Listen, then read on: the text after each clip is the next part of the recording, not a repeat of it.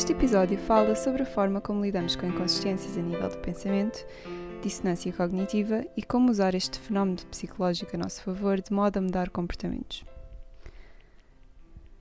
Há uns tempos atrás, devido ao que aconteceu com George Floyd, que é meramente um dos muitos casos que retratam o que se passa na América diariamente, falou-se muito sobre white privilege e racismo. E embora este episódio não seja necessariamente sobre racismo, acho que vem muito na sequência do que se tem falado ultimamente. Algo que eu reparei que as pessoas têm feito muito quando tentam expressar a sua opinião relativamente a este assunto é automaticamente desassociarem-se do rótulo de racistas, e eu quero explicar-vos porque é que eu considero isto errado. Eu acho que no que toca a tópicos como o racismo, as pessoas querem muito mudar os outros antes de se mudarem a si mesmas primeiro.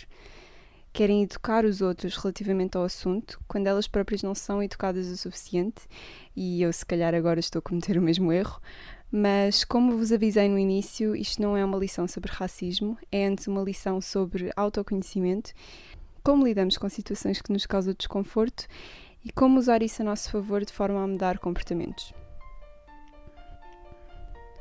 Quando somos confrontados com tópicos sensíveis, como o racismo, é normal criarmos um distanciamento entre a pessoa considerada racista e nós próprios.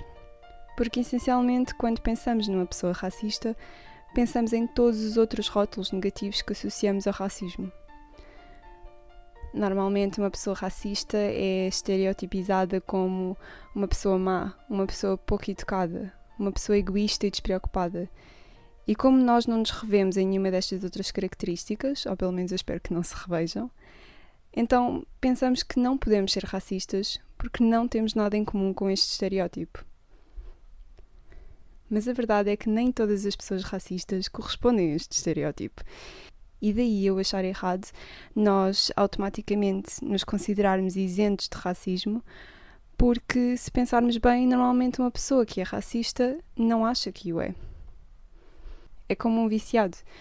Uma pessoa viciada nunca acha que tem um vício. Nunca acha que tem um problema. Mas porquê? Porque é que funcionamos desta forma?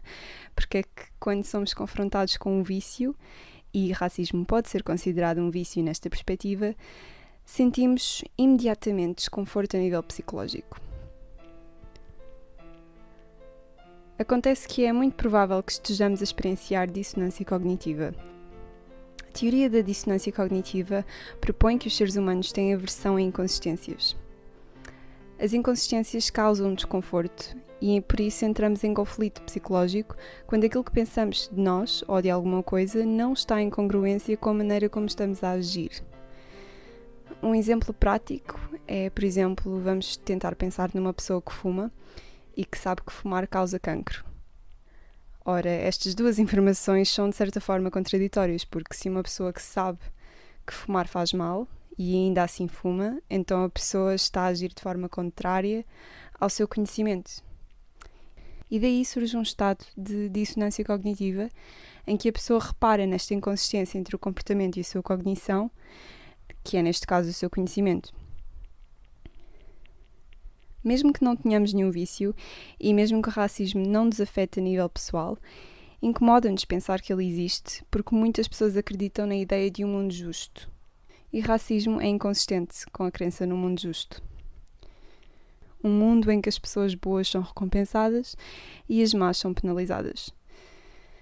Quando eu penso em dissonância cognitiva, lembro-me imediatamente do estudo clássico de Milgram, de 1963.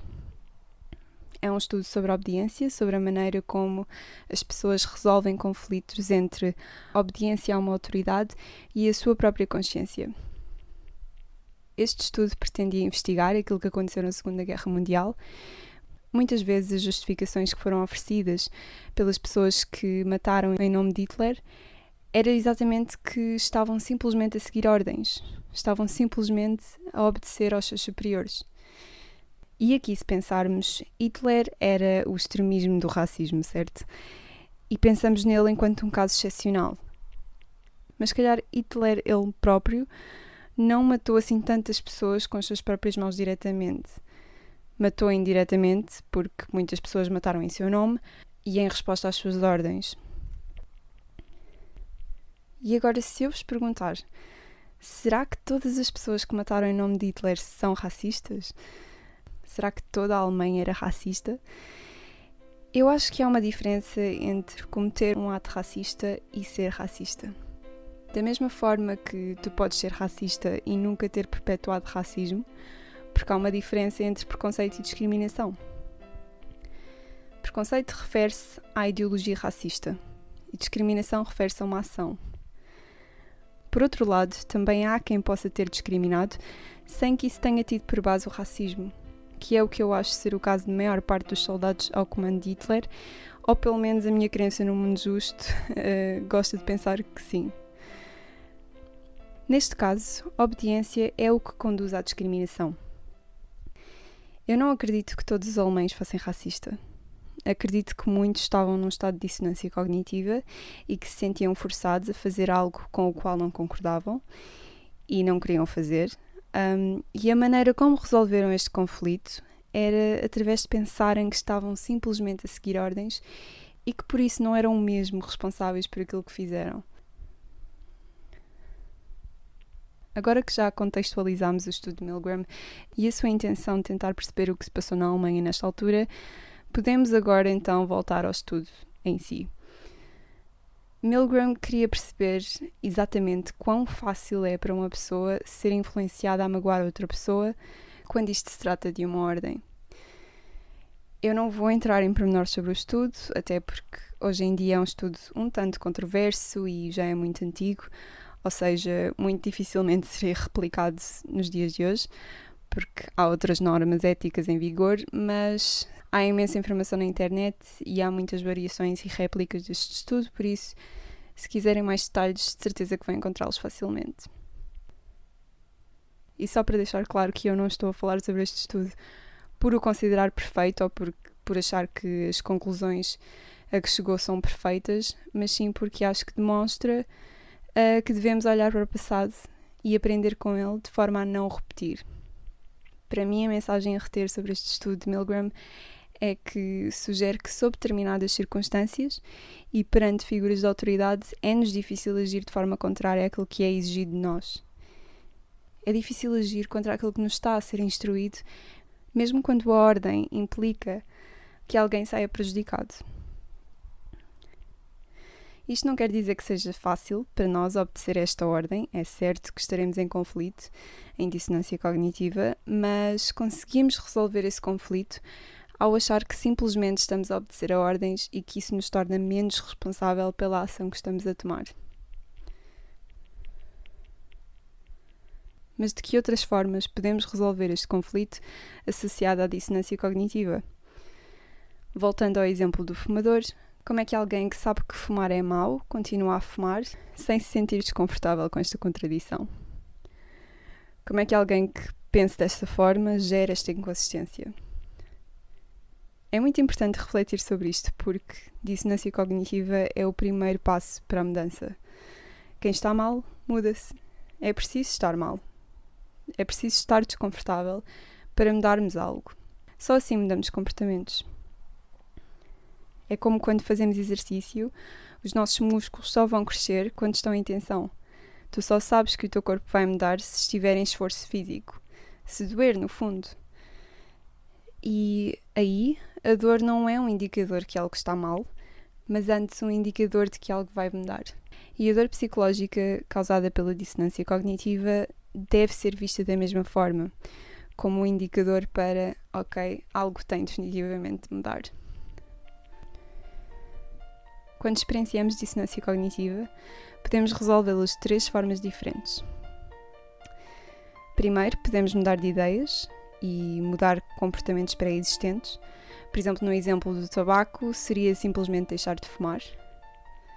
Segundo, podemos introduzir novas crenças. Por exemplo, se acharmos que fumar causa cancro do pulmão, então se calhar se lermos notícias como não está cientificamente provado que fumar provoca cancro, se calhar vamos dar mais importância a estes novos dados. E, por último, podemos reduzir a importância destas crenças. Por exemplo, o problema de cancro de pulmão associado ao tabaco só teria importância se a pessoa quisesse prolongar o seu tempo de vida. Mas se a pessoa disser a si mesma que afinal prefere uma vida curta onde possa ceder a prazeres como o tabaco, e que isso é melhor do que ter saúde e ter uma vida longa, então isto também reduz a dissonância cognitiva. Nós olhamos para estes estudos sobre a obediência e pensamos imediatamente que não agiríamos da mesma forma que os participantes no estudo de Milgram. Da mesma forma que ouvimos sobre o polícia que matou George Floyd e introduzimos a crença que jamais faríamos a mesma coisa. Caímos na inocência de achar que somos diferentes nesse sentido. E eu quero mesmo apelar ao vosso bom senso para não fazerem isso. Tentem não resolver a vossa dissonância cognitiva desse modo. Acho que devemos aprender a estar desconfortáveis em vez de acharmos que nunca iríamos fazer tal coisa. Devíamos antes tentar procurar informar-nos sobre como evitar fazê-la. No outro dia vi um podcast do Maluco Beleza com o Raul Manarte, que é um psicólogo humanitário, basicamente vai em missões humanitárias, em campos de refugiados, e ele disse algo que eu sinto que muitas pessoas não fazem e que quem realmente procura ativamente acabar com o racismo deve fazer, na minha opinião. Sempre que alguém lhe manda uma mensagem ou demonstra ser contra refugiados, em vez de ele simplesmente começar a desancar com elas e a retribuir ódio e a não ir a lado nenhum, como se vê muito nas redes sociais, ele convida-as a tomar café e a ter uma conversa civilizada sobre este assunto. E só assim vamos conseguir mudar comportamentos. Porque senão só estamos a criar uma guerra nova entre racistas e não racistas que desvia completamente a atenção do tema do racismo. Obrigada por me acompanharem neste episódio e até para a semana.